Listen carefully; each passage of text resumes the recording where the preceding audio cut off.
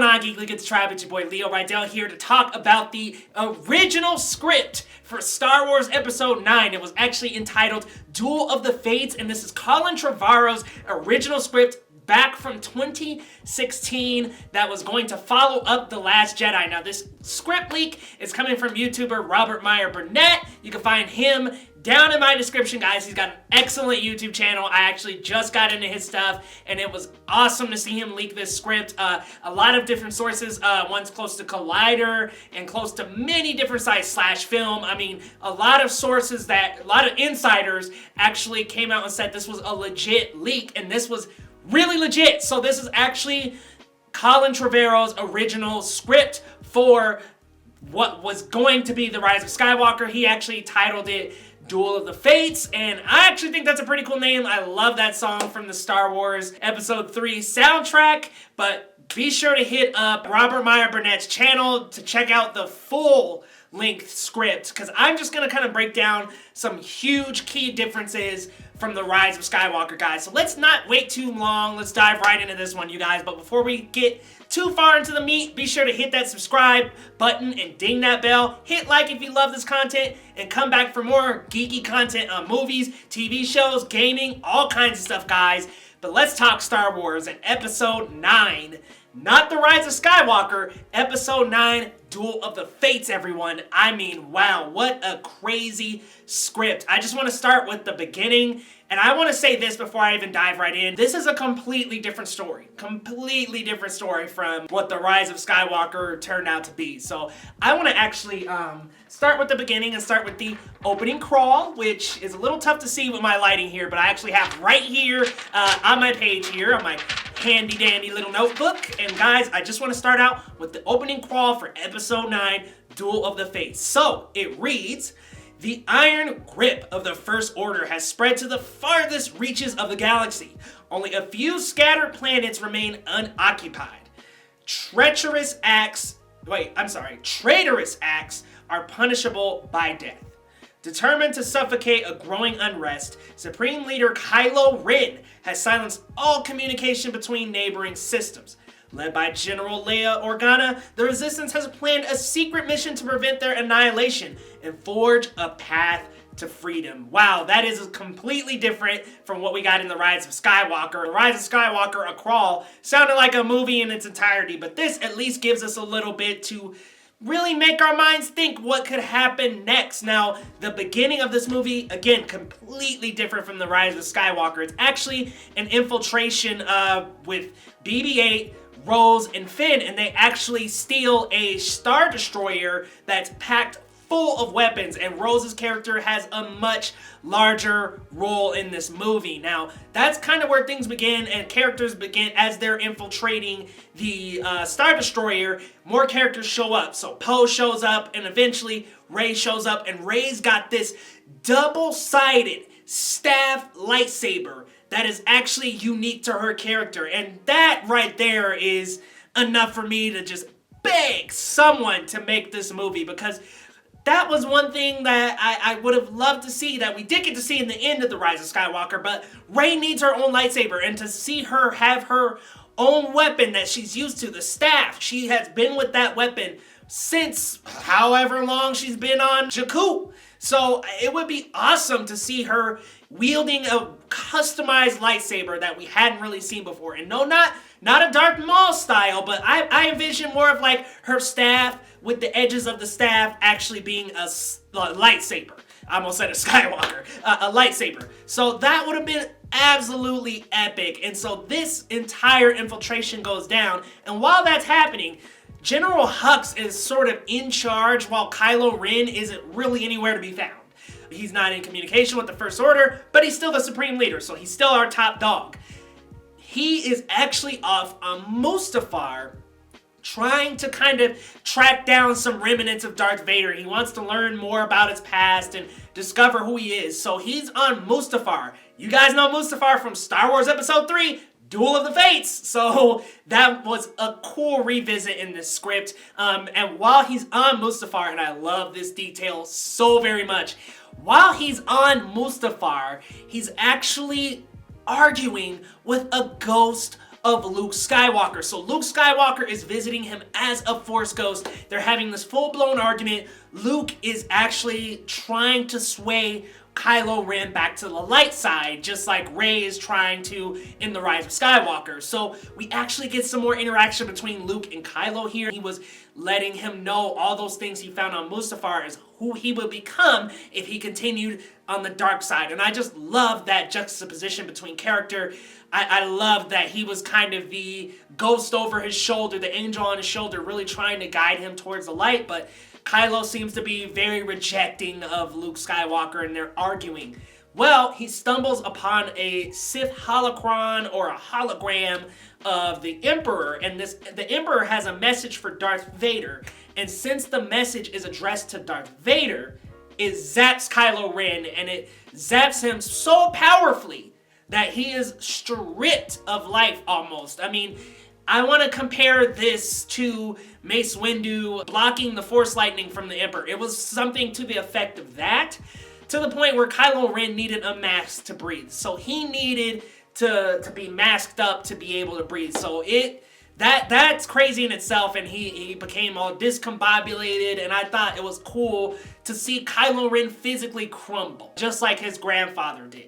So that was a very cool addition. As well as being zapped by this holocron, he learned about the Emperor's master, which, I gotta do a note check. The Emperor's master is actually called, it's not Darth Plagueis. They actually revamped the character into Tor Valum. And he seeks out this guy, Tor Valum, and trains from him. And while he's training with Tor Valum, he ends up kind of having this hallucinogenic battle between himself and Darth Vader. And Darth Vader, this is kind of like Empire Strikes Back. So he has this hallucinating battle between Darth Vader, and Darth Vader easily floors him. So this is a huge chunk of the movie that was cut out, and I don't know why Kathleen Kennedy and Lucasfilm decided to throw out these ideas, but these were absolutely scrumptious ideas that they threw out, and I would have loved to see Kylo Ren's arc get a little darker and dig a little deeper into his soul. Now, as well as Kylo Ren's drastic change, Rey also gets a pretty drastic change. Her parents actually stay as nobodies, so they aren't Palpatines. They have no connection to Palpatine, a Skywalker, or a Solo. They are actually what Kylo Ren called them in The Last Jedi, just junkers, trading her away for some drinking money. And maybe they would have expanded on that and made them not, maybe they still would have been trying to protect her.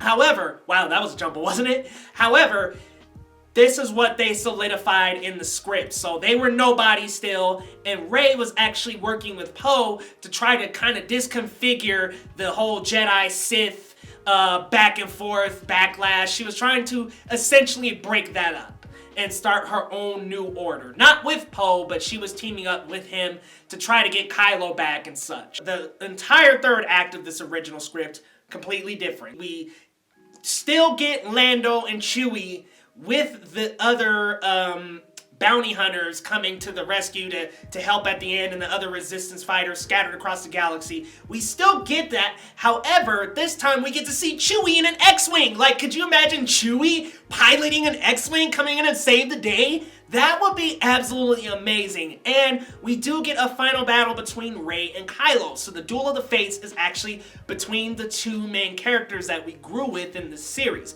It's not between them and the Emperor. It's between Rey and Kylo, which is kind of what I thought it should have been. Now, during the battle, Force Ghosts appear to aid Rey. And those are the Force Ghosts of Yoda, Obi-Wan Kenobi, and I'm assuming it would be Ewan McGregor in the role, and Luke Skywalker all show up to help Rey to try to bring Ben back to the light, and they are actually unsuccessful, and they don't bring Kylo Ren back. He has to be eliminated, and I love this version of the story for the simple fact that Kylo Ren has to be eliminated. He's already too far gone, and I love that we have this kind of arc of character where Kylo Ren can't come back from the darkness. He's like Walter White in Breaking Bad. He's already there. He is Heisenberg at this point. He is evil. There's no going back. And I love this version of Kylo Ren because he killed Han Solo.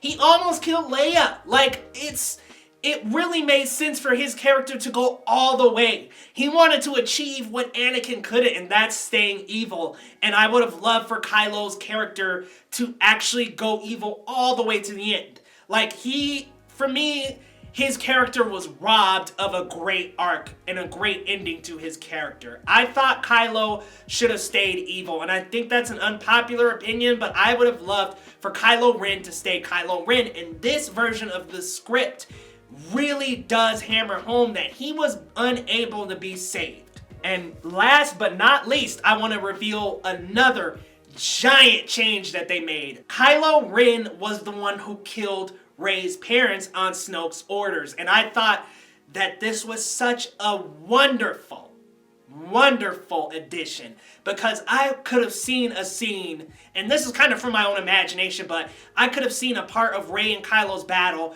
where he does reveal that he did kill Rey's parents, and that's how we know so much about her past and who she is, because he killed her parents. And wouldn't it have been awesome for him to take on the role that the Emperor did take on in The Rise of Skywalker? You know, she defeats him, he's on the ground, Kylo Ren says to Rey, "Strike me down, become the new Lord of the Sith, become the one who carries the dark torch." And for Rey to say, "No, I am a being of the light," and to not kill him, but maybe let him die on his own. Or maybe she struck him down as a Jedi and said, "I will never be a Sith." Like, imagine how much gravity that would have on Rey and Kylo's characters both. Rey couldn't save Kylo, but she could stay herself, and she could be the Jedi that everyone wanted her to be. Oh my god, guys, this original script is so heavy, and it's just so completely different than what we got in The Rise of Skywalker. We get a lot more character development, we get a lot better arcs, and a lot crazier endings for these characters. I just felt like this was Star Wars from the beginning to the very end. I kind of feel like The Rise of Skywalker was trying to play cleanup with The Last Jedi and trying to eradicate all these things The Last Jedi established, and I felt like this Duel of the Fates actually did a very fantastic job of staying Star Wars all the way through. It held on to The Last Jedi as a plot point, and I really love this script, guys, but I really want to hear from you guys and what you think about these drastic changes, you know, with Kylo Ren and Rey, their characters being completely different, Kylo Ren staying evil all the way through, Rey, her parents being nobodies, no lineage, no emperor, Kylo Ren is the guy. I really want to know what you guys think down in the comments. Let me know. What do you think about this huge change that The Rise of Skywalker made from the Duel of Fates? Because the Duel of Fates sounded like a completely different Star Wars movie. I mean, we got a Darth Vader versus Kylo Ren battle in Duel of Fates. I want to see this, Lucasfilm, and I know it's impossible. I know you guys are never going to make it, but I would love to see this film. Again, let me know what you guys think down in the comments. I let y'all know what I think, and be sure to subscribe if you love this content. Like and ding that bell to come back for some more Geekly Good content. We talk movies, TV shows, gaming, and much more in the Nerdverse, everybody. So be sure to hit that subscribe button, return, and we'll see you next time on Geekly Goods, guys.